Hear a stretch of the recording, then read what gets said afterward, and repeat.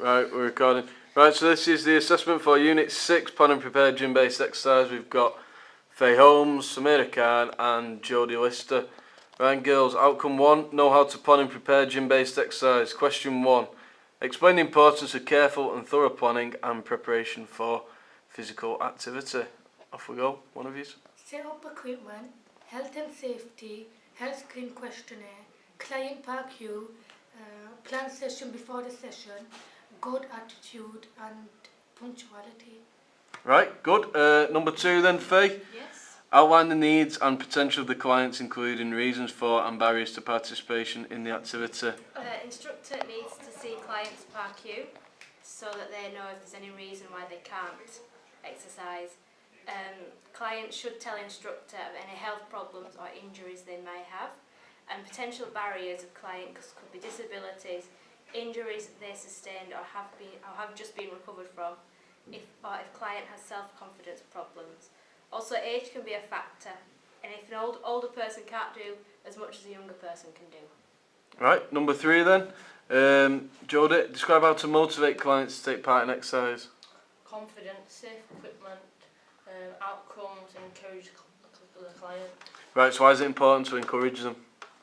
So that to push them, make them train harder. Right, okay. Number 4 then. Right, so just a point, just split up between you the points, so just one each then. Number 4, describe exercises that are safe and appropriate for clients, including alternatives to potentially harmful exercises. Right, off we go, one of you.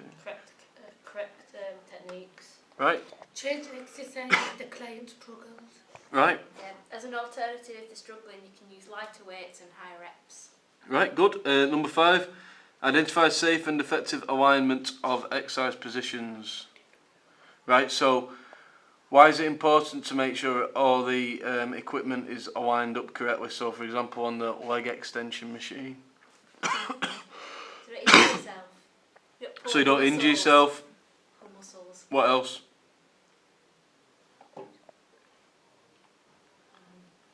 Would you use all your muscles if it isn't lined up correctly?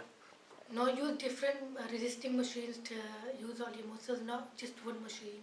Right, so why is it important, say, for instance, on the chest press or the leg extension machine, to have it lined up correctly?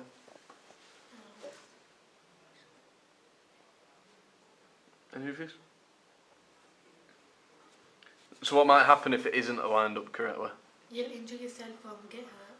Do you think you train your muscles the best of your ability? No. Right.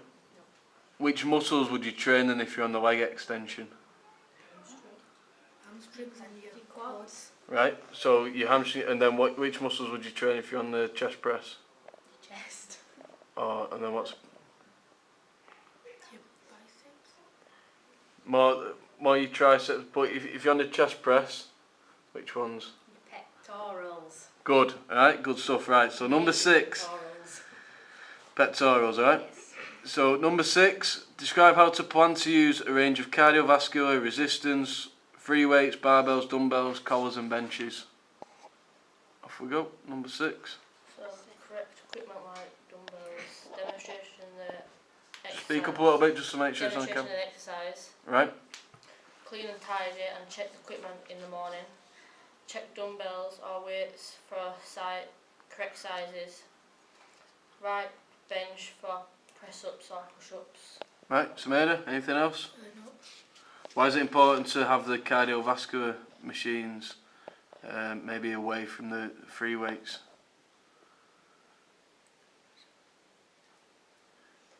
So do you think it might be a bit more crowded? Yeah. So what might happen? Say for instance, the free weights are really close to the cardiovascular machine. Trip over. Right. Get off. Okay. Trip over and hurt themselves. And what else? And what's important to clip onto a client, Samira, on a cardiovascular machine, say on a treadmill? A safety clip. Good. Right. Outcome 2 then. Know how to collect and analyse relevant information. So number 1 then, describe the screening process and the factors which affect the ability to exercise. Off we go, Faye. Screening process to see if any clients have health problems that have not been discussed in the park queue. For example, asthma, lung, heart problems, if they smoke, and high blood pressure. Right, good. Number 2 then, Samira. Identify the information needed to plan gym-based exercise and describe why this information is important. Aims and objective of the session, Right, time and dates, shift of work and feedback to client. good. And number 3, identify the range of different methods, Jodie, that may be used to collect information. One zone, questionnaire, physical, So a questionnaire. So if you had a client, how might you find information out of them? like, So you've got there. So why is it important to have a questionnaire?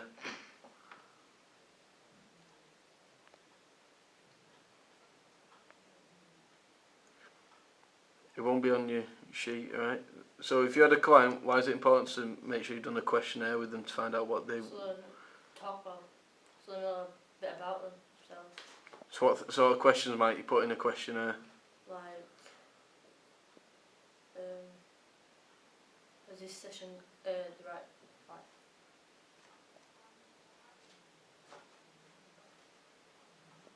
Right, just have a think on that one. Why is it important to do an interview, Samira, of a client? So you know what they like and what they want to do when you do the session and what the problems are. Right. Why is it important to observe your client then, Faye? To check if they're doing the right movement correctly and their positioning is Right. in the right way. Okay. Positioned in the right way, yeah. And we'll come back to the questionnaire then, Jodie. Why is it important to do the questionnaire? So if I was training you, for instance, why is it important that maybe I give you a questionnaire at the start? So,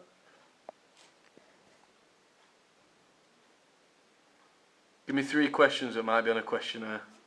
what you want to achieve. Right, good. So what the client wants to achieve, what else?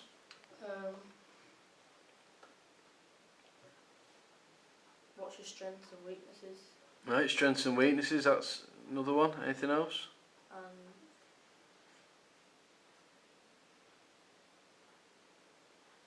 What can you improve on? Right, improve on for next session, good. Right. Why is it important to make sure you've got the client's physical measurements? Anyone?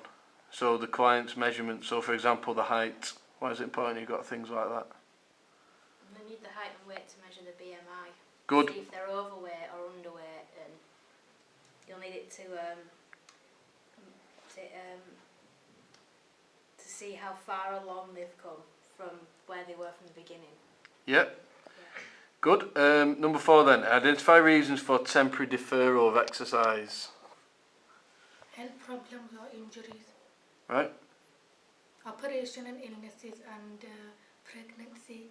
Good. Like if women's problems and stuff. Right, okay. So pregnancy. So what might you advise if they're pregnant? Would you tell them to stop fully or what might you do? Go on. Like make an exercise that they can do. Right, good. Alright. Number 6 then, describe the purpose of informed consent, Faye. Informed consent.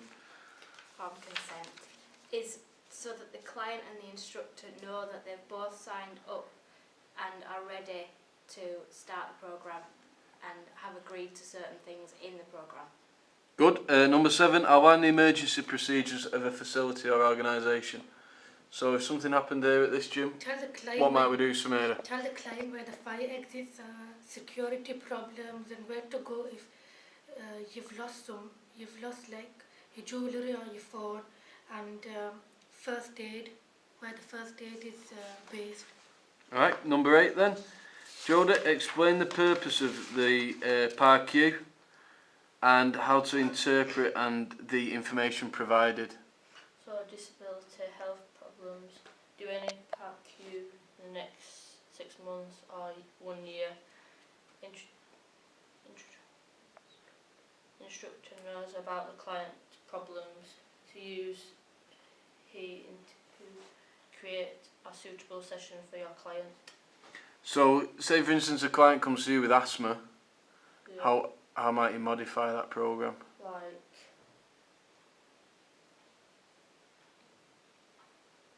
What might they have to have with them? inhaler. Right. So if the client was struggling, what might you do? Get this inhaler and give it or if, for instance, the treadmill was going too quickly, what might you do? Slow it down. Slow it down, right? Would you say, for instance, the client's got asthma and it was a cold day outside, right, and there wasn't much air, right, and the client was feeling short of breath? Would you carry on the activity, or would you go indoors maybe? Indoors. Right, okay, good. What might happen if you didn't go indoors? Like asthma, like have an asthma attack or... Good, right, so